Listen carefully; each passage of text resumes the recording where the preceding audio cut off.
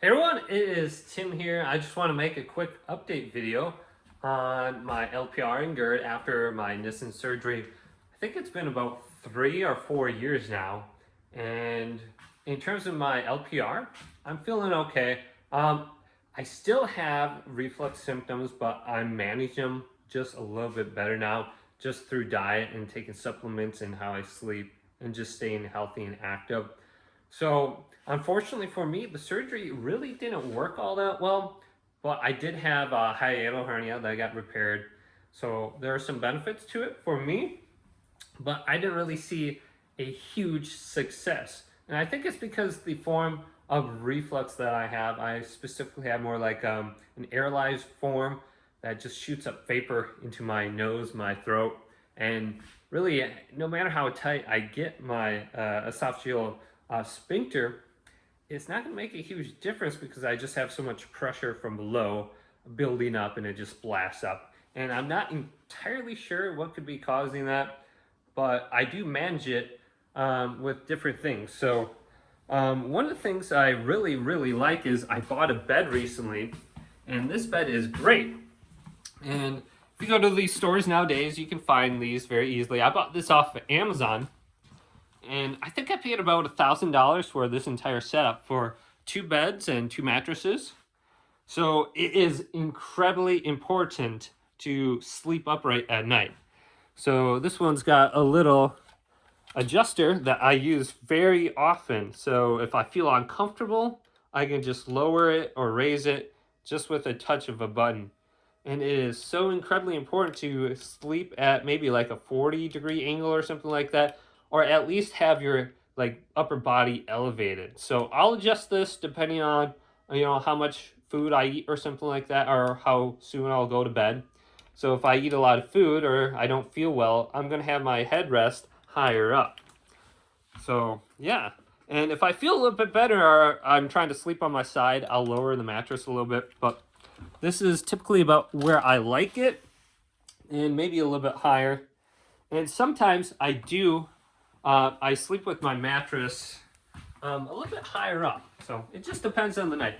And another thing I like to do when I'm traveling is I have this pillow wedge. And I just got done traveling and I threw all my stuff on my bed. But here is my pillow wedge. If I'm in a car or something and I'm traveling, I'll just use this. And the key is when you're traveling, you want to stick this under your mattress. So when you're at a hotel or something, you just lift this up, throw this bad boy under here. And this is foam and it's really sturdy too. So it will support the mattress. And then you don't really hurt your back as much. And that's the problem with these wedges. These wedges really hurt your back after, you sleep on them for a year or two. So huge improvement just putting it under the mattress, and get a firmer one for that too if you're going to be doing this. This one's about medium. If you're going to be sleeping on this one, I love this one. But yeah, moving on. Other things I do for sleeping, I sleep in a chair sometimes also. I'll move from my bed over to my chair here, and I picked this one up. I think this was only like $300 when I got it, but just a simple chair. You can see I have some blankets here. This one's really comfortable. So if things go really bad, I'll just sleep in this chair. Or sometimes when you're sleeping elevated, your back just hurts. So sleeping on something different just makes it feel a little bit better, or your shoulders or your arms will get pinched. So yeah. And another very important thing is your diet. Your diet makes a huge difference when it comes to just LPR and GERD as well. LPR a little bit more because we can't drink soda or anything acidic, because the pepsin gets up and it just eats away at any kind of lining you have if you drink anything acidic or consume anything acidic. So soda's out of the picture. Probably a lot of beers and stuff like that as well. But I've been eating this bad boy right here. It's been making a huge difference. Now, you could just probably get any kind of rice, but I just use jasmine rice. I think that's the best one, because if I eat really anything else, I get bloated. So I've stopped eating pretty much any kind of oats or brands, or I stay away from, some breads here and there. but I'm not too picky about that. But it seems like oats and brands, cereals in the morning were really affecting me, and switching to rice just helped so much just with the bloating. And that bloating is, your pressure from down low building up and then going up through your, to your mouth. So I really focus on what I eat, nothing acidic whatsoever. A pretty bland diet, so I'll have rice, carrots, pork, ham, hamburgers and stuff like that. But I stick to my diet and I don't really vary too much. And I stay, feeling good then, No, not having soda is not a big deal. Not having juice. I drink a lot of water.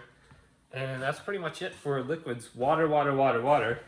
And I also have, I just picked this up from Walmart. I like this one. It's not like the ones that have like a higher pH or anything like that. It just filters it. And I do have one that does have a higher pH. I think I have that down here. And I pretty much stopped using that because it's just a smaller container. But I think this gets my water up to like maybe like a pH of 8.8 or something like that. And, it worked okay. I didn't really notice any benefits from doing that. Some people might. Also, a heating pad just like this. I'll put this in the microwave and I'll put this right on my neck.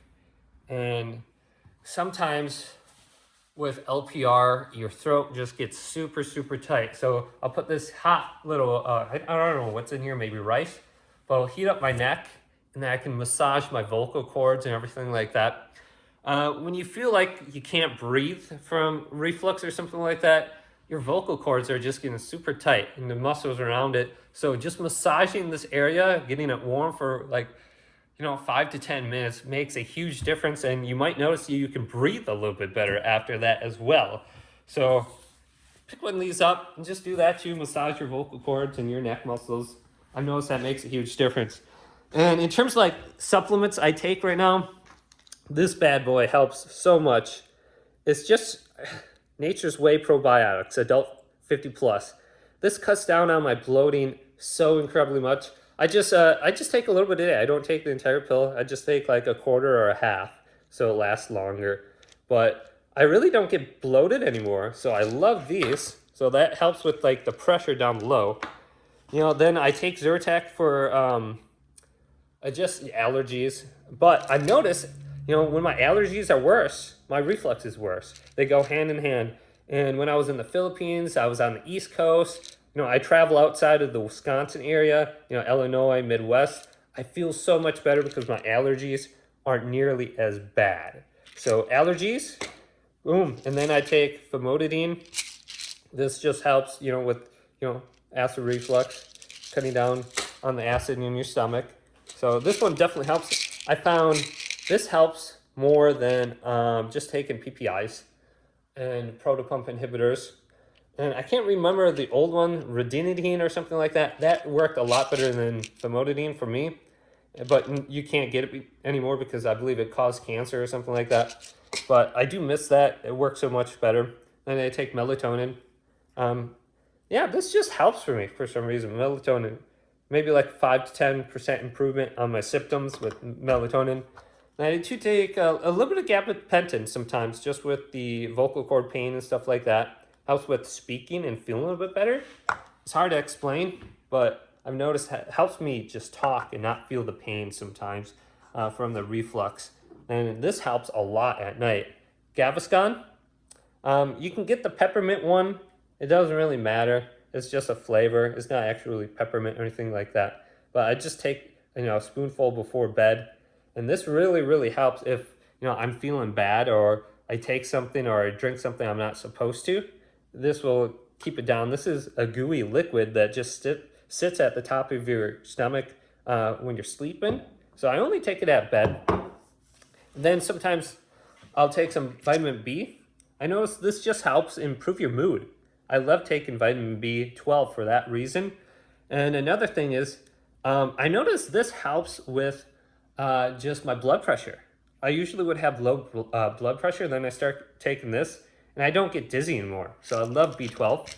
And another important one you might be deficient in if you got LPR or something like that is vitamin D3. So a lot of people just don't get outside anymore in the sun. So vitamin D3, very important. I just take a small amount a day, like 400 UI, just a little bit.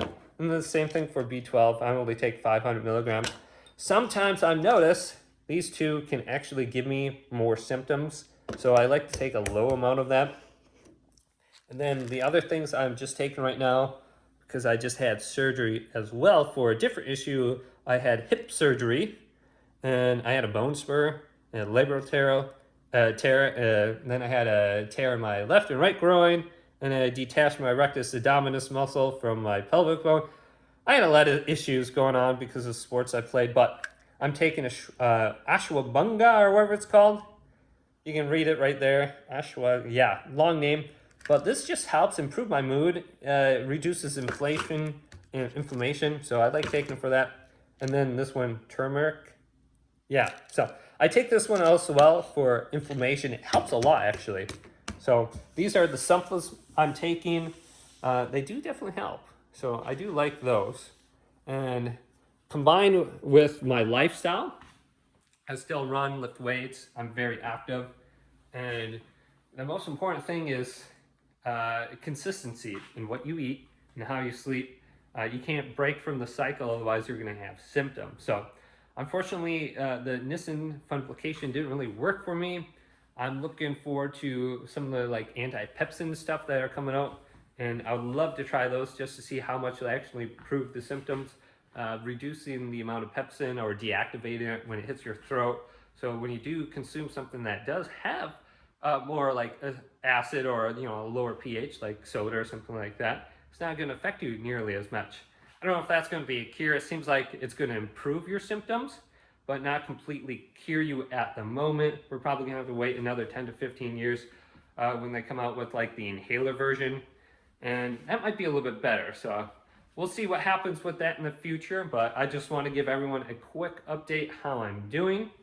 Other than my hip surgery and a lot of injuries from lifting weights, running, and playing sports, I'm not doing too bad. But hopefully this video did indeed help you guys out. Just giving you an update. Peace.